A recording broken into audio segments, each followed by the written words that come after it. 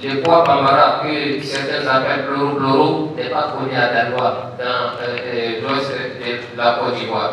C'est une occasion de démontrer qu'on peut cultiver cette plante ici. Le pois bambara ou pois de terre a intéressé les enseignants-chercheurs de l'université Jean-Laurion Guédé.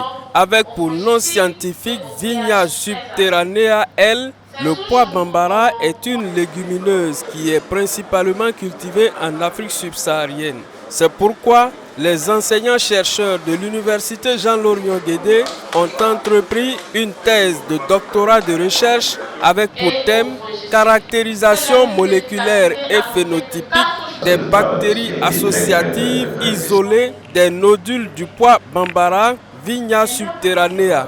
Les résultats de la recherche sur ce thème ont permis à l'étudiante Dei Kaïda Raïssa de décrocher le titre de docteur de l'université Jean-Laurion Guédé avec la mention très honorable du jury.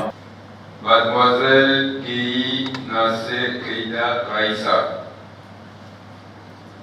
Le jury, après en avoir délibéré, vous déclare digne du titre de docteur de l'université Jean-Laurion Guédé en agriculture et foresterie tropicale avec la mention très honorable.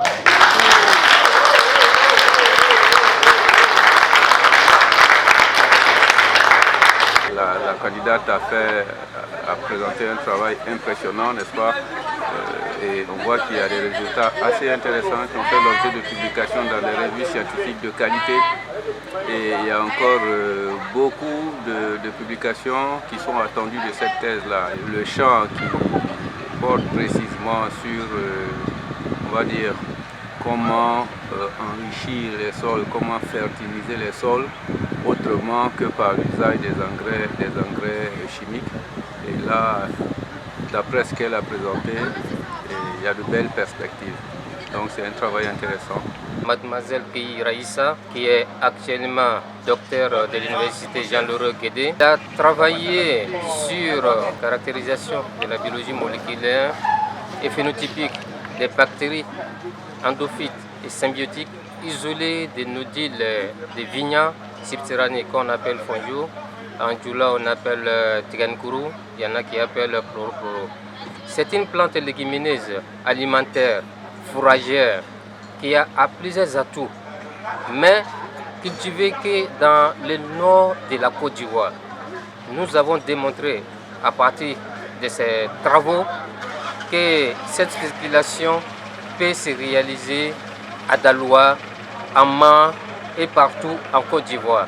Simplement, il faut y trouver les partenaires micro-organismes capables non seulement de fixer efficacement l'azote, aussi solubiliser efficacement le phosphate, potassium, produire de l'AIA qui sont des oxynes que ceux qui font la physiologie végétale connaissent mieux, et produire aussi sidérophore, c'est-à-dire lutter contre l'écrasement du sol. Donc c'est un travail de pointe, c'est un travail scientifique innovant, et l'université Jean-Laurion Guédé a une vocation agroforestière, et nous comptons développer tous les éléments biologiques pour une agriculture durable que nous appelons permaculture. Nous pensons qu'avec la contribution des autorités compétentes pour qu'il y ait des ressources adéquates, cette thématique sera bien développée et mise à la disposition des populations cibles pour réduire l'utilisation des engrais, réduire l'utilisation des intrants chimiques tels que les pesticides et valoriser le patrimoine génétique ivoirien. Le pois bambara est riche en protéines. Déjà par cette richesse en protéines, le pois bambara permet de résoudre certains problèmes de malnutrition.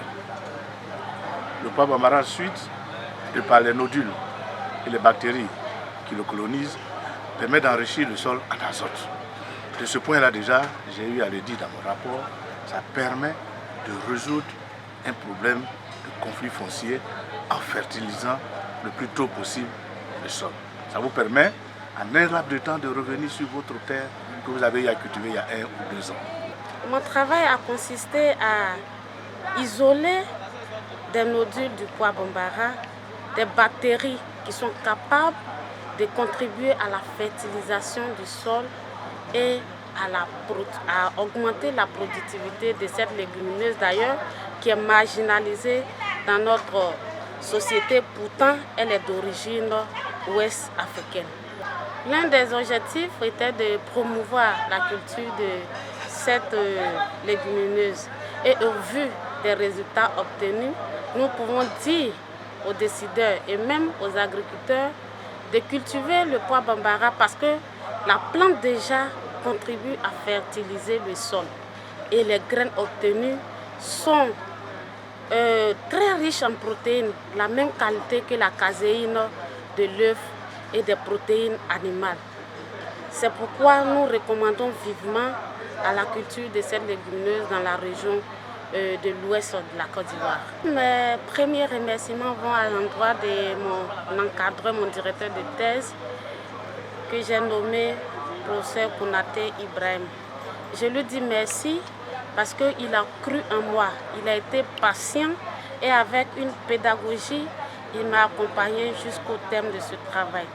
Mes remerciements vont également à l'endroit des autorités universitaires, à Madame la présidente de l'université, à Monsieur le vice-président Koné Tidiani pour sa disponibilité et à la directrice de l'UFR agroforesterie qui elle aussi nous a accompagnés dans ce processus. La mise en valeur des résultats de la recherche profitera aux cultivateurs, améliorera la qualité nutritionnelle des populations et permettra d'enrichir nos sols.